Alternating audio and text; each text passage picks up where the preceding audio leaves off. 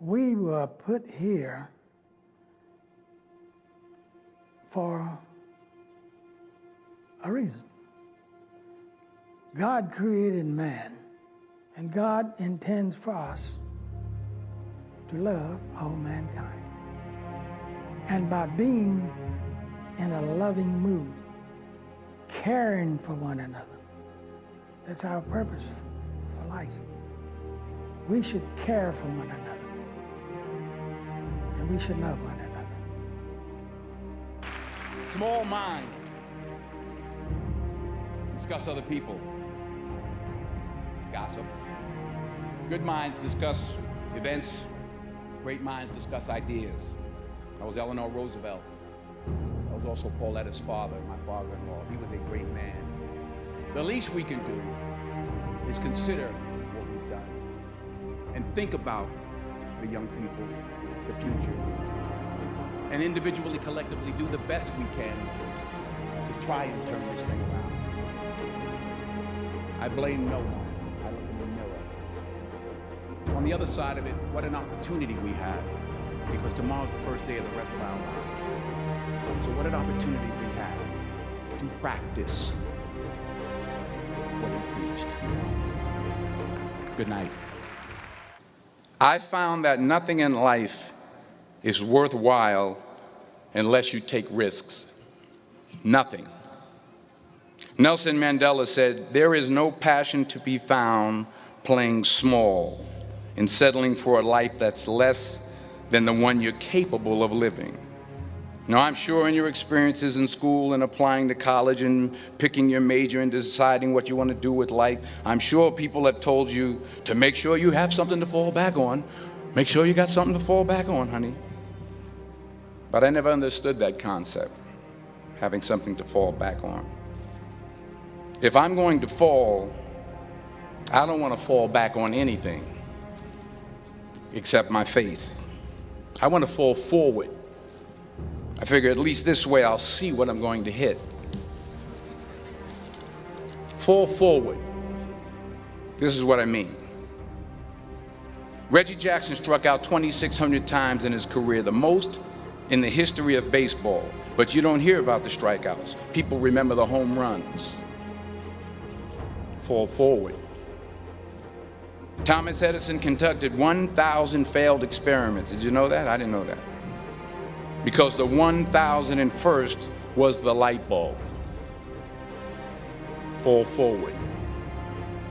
Every failed experiment is one step closer to success. You've got to take risks, and I'm sure you've probably heard that before, but I want to talk to you about why that's so important. I got 3 reasons, and then you can pick up your iPhones. First, you will fail at some point in your life. Accept it. You will lose. You will embarrass yourself. You will suck at something. There's no doubt about it. And I know that's probably not a traditional message for a graduation ceremony, but hey, I'm telling you, embrace it, because it's inevitable. And I should know.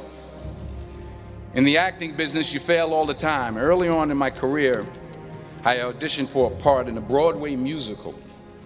Perfect role for me, I thought, except for the fact that I can't sing.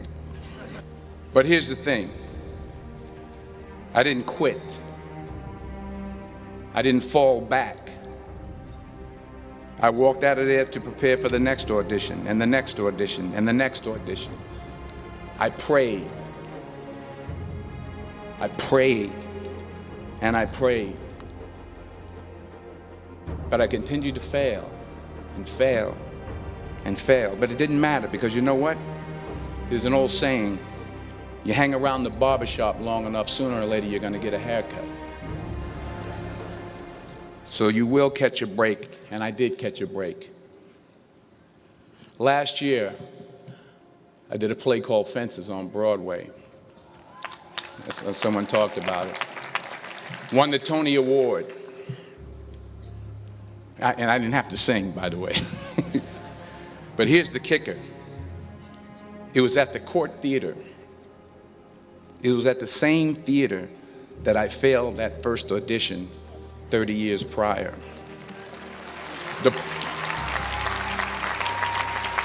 The point is, and I'll pick up the pace, the point is every graduate here today has the training and the talent to succeed. But do you have the guts to fail? Here's my second point about failure. If you don't fail, you're not even trying.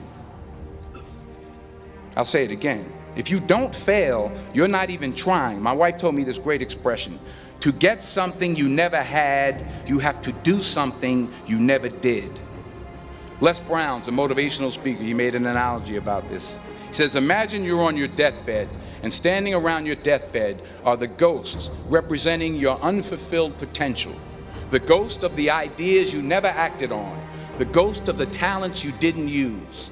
And they're standing around your bed, angry, disappointed, and upset. They say, we came to you because you could have brought us to life, they say. And now we have to go to the grave together. So I ask you today, how many ghosts are going to be around your bed when your time comes? You've invested a lot in your education, and people have invested in you. And let me tell you, the world needs your talents, man, does it ever. I just got back from Africa like 2 days ago, so if I'm rambling on, it's because I'm jet lagged. I just got back from South Africa. It's a beautiful country, but there are places there with terrible poverty that need help. And Africa is just the tip of the iceberg. The Middle East needs your help. Japan needs your help. Alabama needs your help. Tennessee needs your help. Louisiana needs your help. Philadelphia needs your help.